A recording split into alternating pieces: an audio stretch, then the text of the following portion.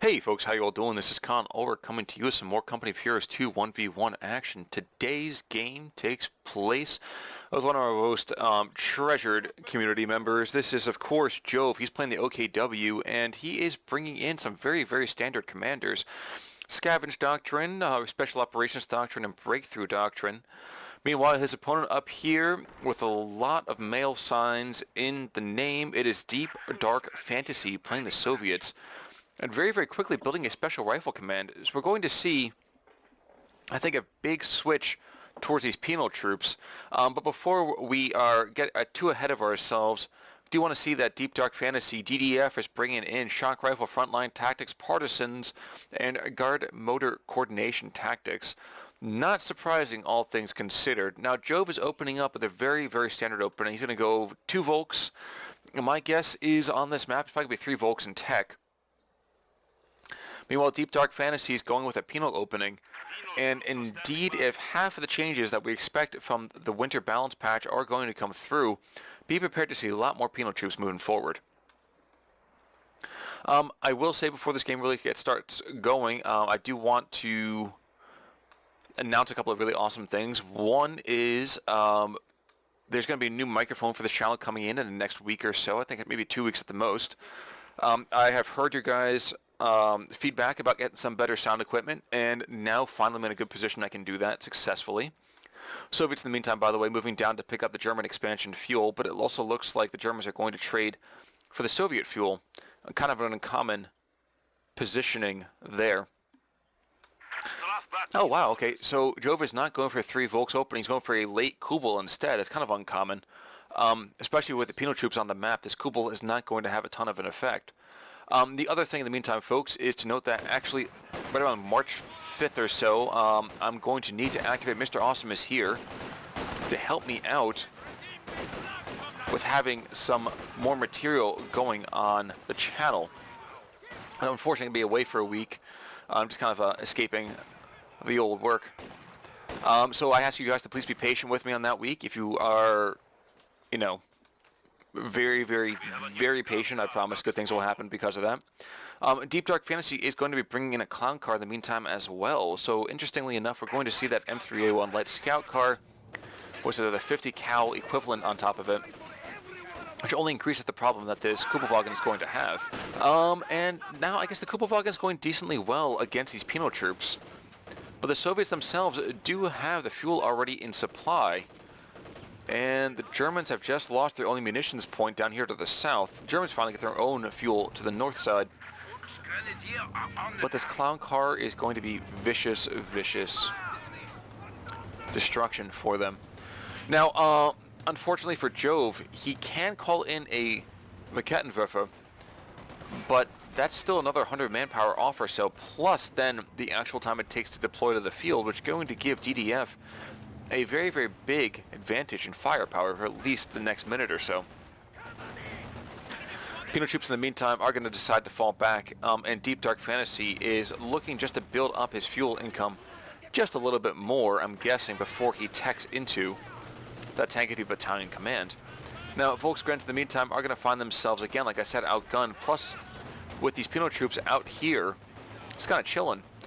That scout car has got a lot more firepower than it usually does. Kind of weird to see that Jove is not moving these Volksgrens in the north. Those guys are picking up the northern VP, or even indeed the munitions point all the way to the north. Instead, we're just seeing Jove getting forced to micro like crazy in the south, and his guys are getting carved apart. Are we going to see a very early squad death? No, we're not. Instead, we're going to see the Rakettenwerfer coming in from the western side of that call-in sector. And it's super unlucky that it's coming in there as opposed to the southern part right here, coming up on the map on this road. Could have been a nice way for the scout car to get picked off. In the meantime, though, Jove is just waiting to tech up into, my guess is, Mech Regiment on this map. And he is finally moving the Northern Volksgrenadiers. Now, unfortunately, that's not going to allow him to maintain his fuel hold on this map, and indeed we're going to see that those penal troops are getting dropped off to cap out this position right here.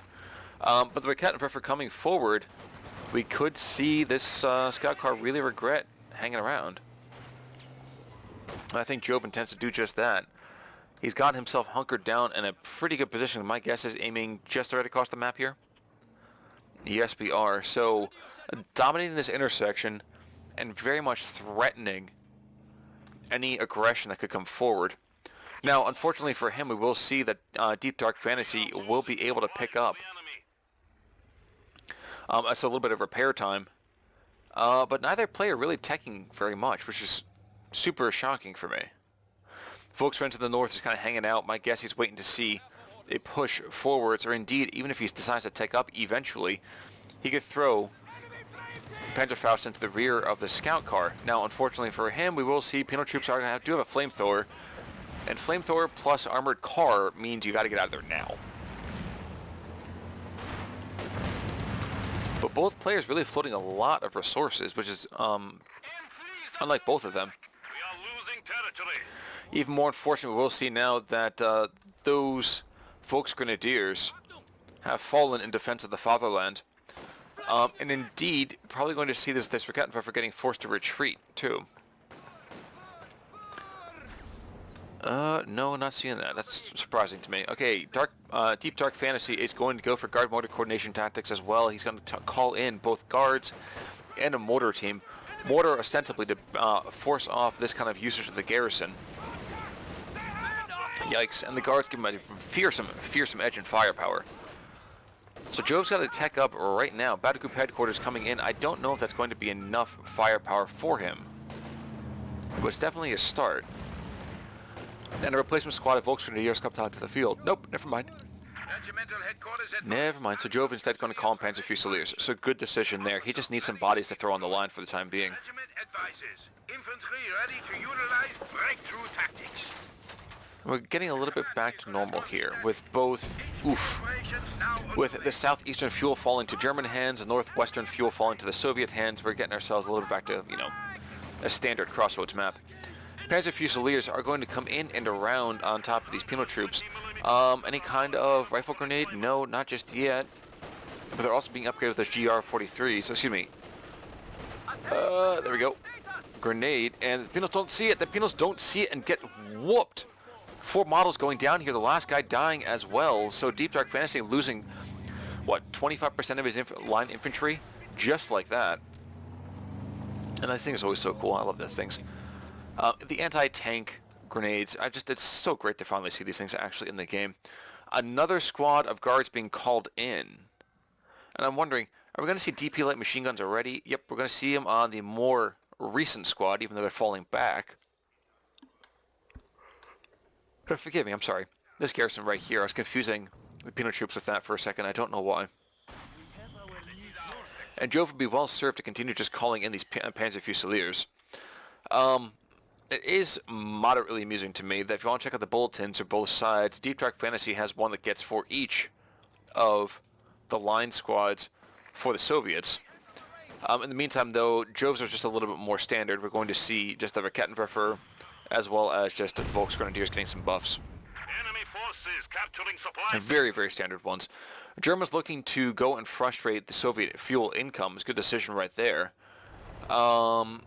And a AA half-track is being called in right now.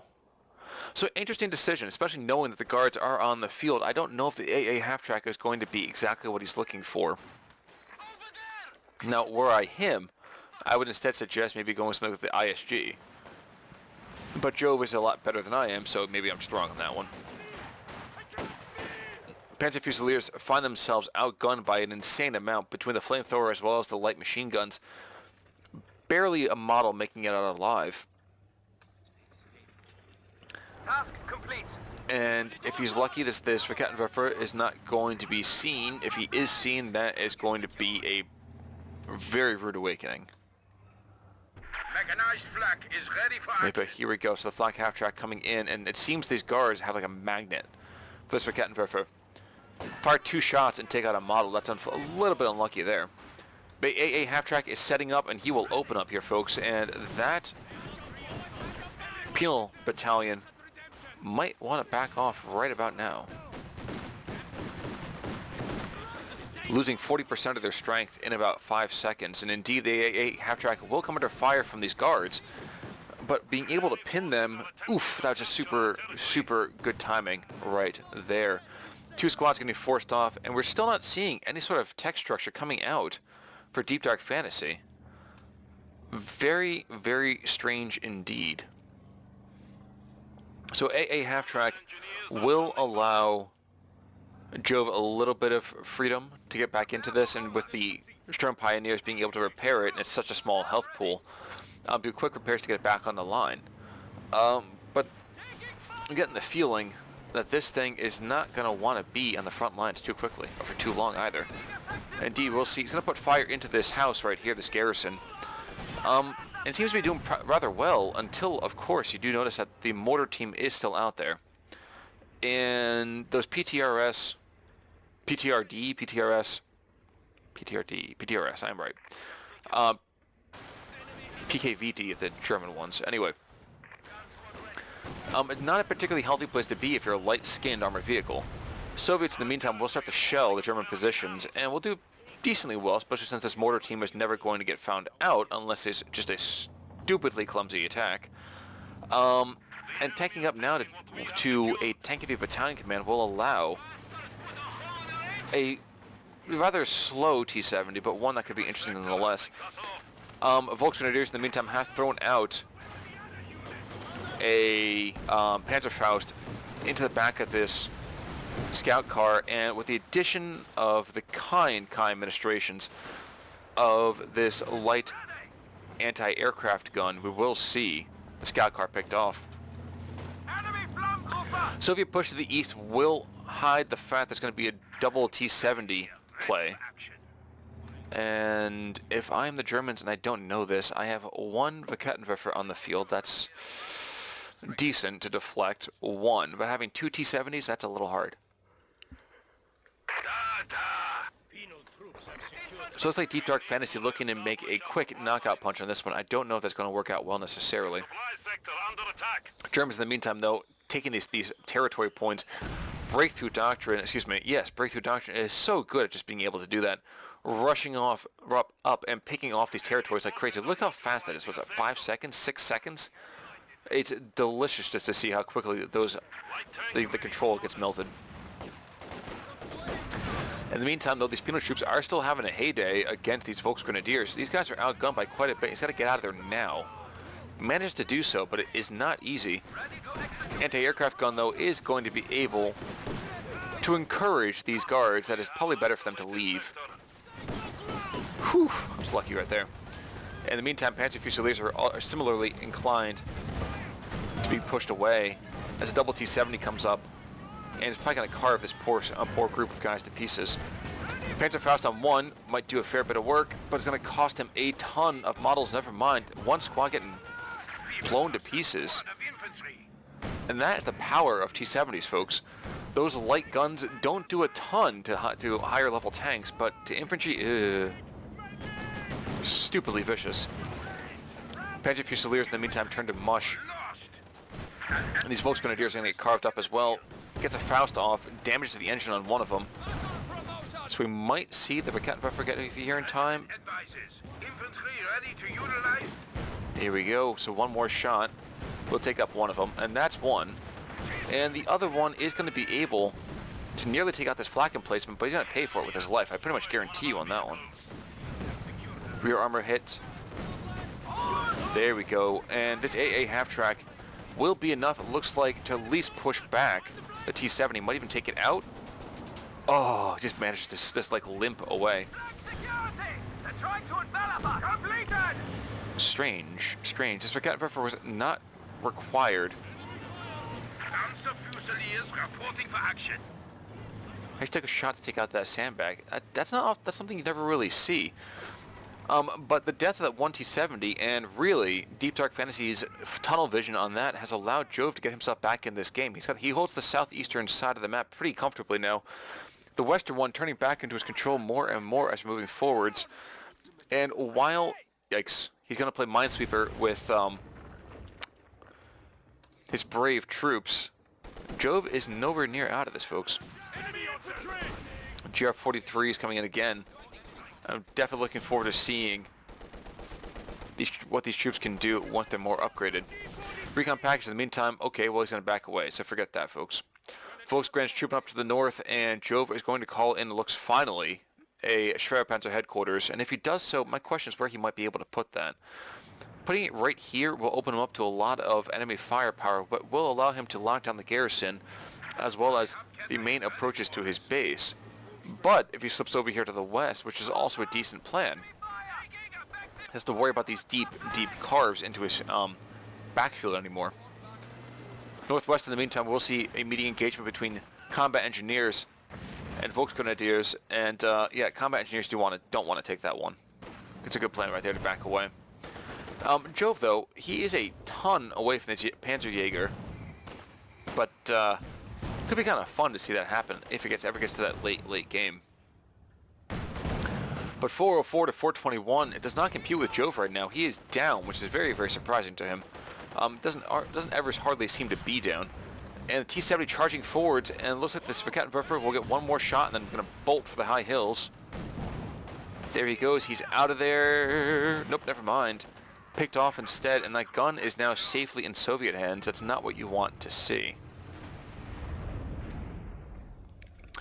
Verkettenwerfer Kubelwagen in the meantime, picking up the southern strategic point and might be able to allow Jove to successfully push the field a little bit. Guards in the meantime will find themselves under firepower from that AA half-track, which has been doing a fair bit of work here. 6 kills, but you can't really just kind of judge it on the amount of kills it's got. It's been very, very good at pushing away the Soviet adventurism here. And in the meantime, we will see those tripwire flares being called in, and Deep Dark Fantasy could successfully call mortar rounds onto the German position. And indeed, yep, that's something that's going to be happening pretty easily. AA half-track, though, not content to sit in the backfield. Just wants to continue putting fire and death down onto the enemy. Question is, where's that Verkettenwerfer now? He's coming back out to the west. And a very, very late Maxim coming out.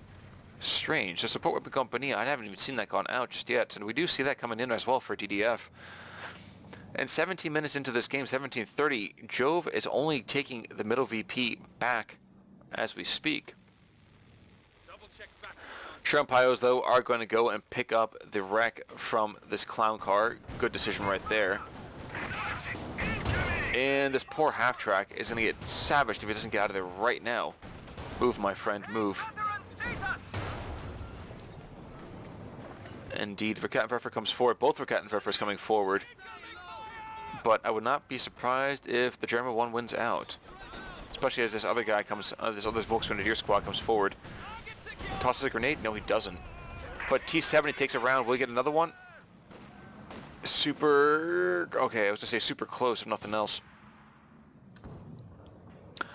And strangely enough, Jove elects to go for a very defensive positioning on the Schwerpanzer headquarters. This south side of the map has not seen a lot of action. Indeed, shockingly, it's been all the way up here to the north and west sections. Not a very, very common occurrence. But hey, you know, Jove is Jove, and as I always say, these guys are much better than I am. Jove is going to go for himself, though, a P4, and that P4 could turn the battlefield into a very, very unhealthy place for the Soviets. The enemy is encroaching on our territory. And that P4 needs to get a ton of work done as well. AA half-track comes in, he's going to put some firepower into the T-70. And the main gun destroyed. This could be the death of the T-70. Super close. No, I don't think he's going to get it. No, he does not. Indeed, we'll just see instead that the Soviet infantry is going to get forced back before he buys it. That's very, very lucky right there. P4 is coming onto the field any second, though. Here we go.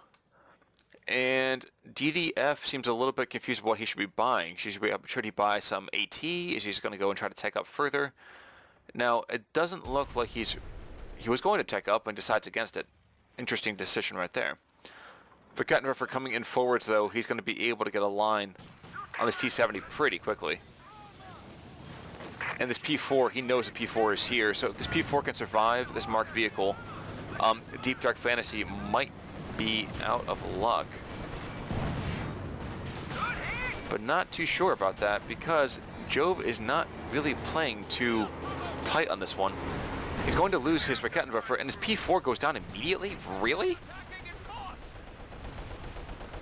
And Jove just decides just to bounce at that one. So a 20-minute surrender exactly.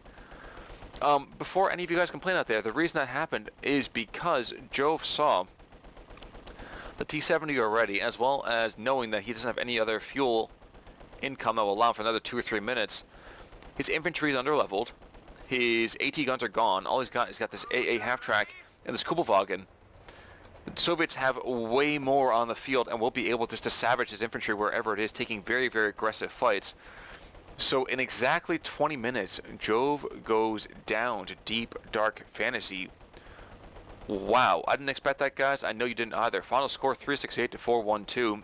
Thank you so much for tuning in on this super quick Company of Heroes 2 1v1. I will see you guys all next time. This is Con Ulrich signing off. Take it easy, everybody.